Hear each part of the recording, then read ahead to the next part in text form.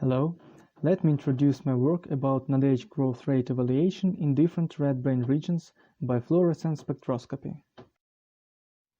Neurodegenerative diseases and dementia are the major causes of disability among elderly worldwide.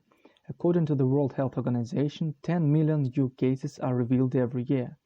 The annual cost of nursing care for neurodegenerative diseases is estimated in hundreds of millions of dollars.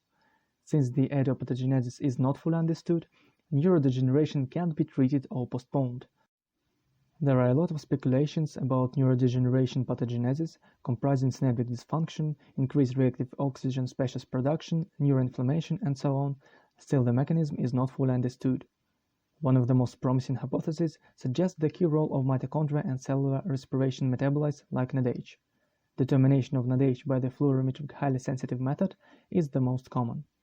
The method is based on the property of reduced forms of NADH to fluorescence when excited by a light beam with a wavelength of 335 nanometers. Thus, the aim of the study is to evaluate changes in the NADH fluorescence intensity in tissues of various brain regions. For our purpose, we performed acute brain slices of male Vista rats aged 10 to 12 weeks of the cortex, cerebellum, hippocampus, and brainstem, 6 tissue samples from each area.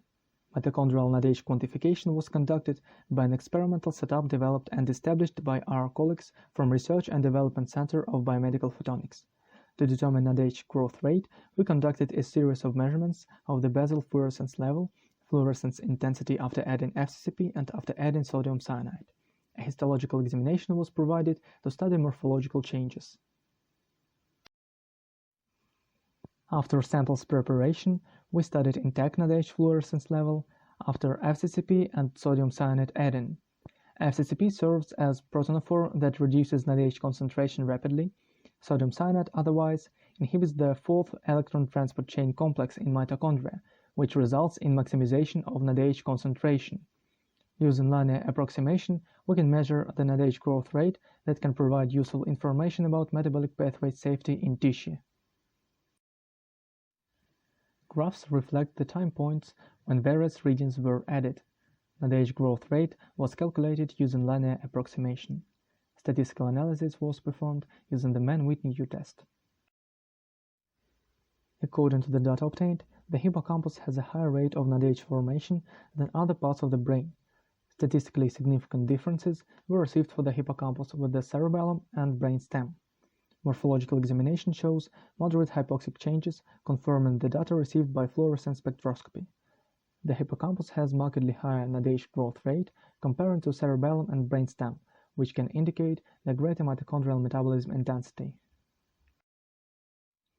The study reveals a high NADH growth rate in hippocampal tissue, which reflects the high intensity of mitochondrial metabolic processes.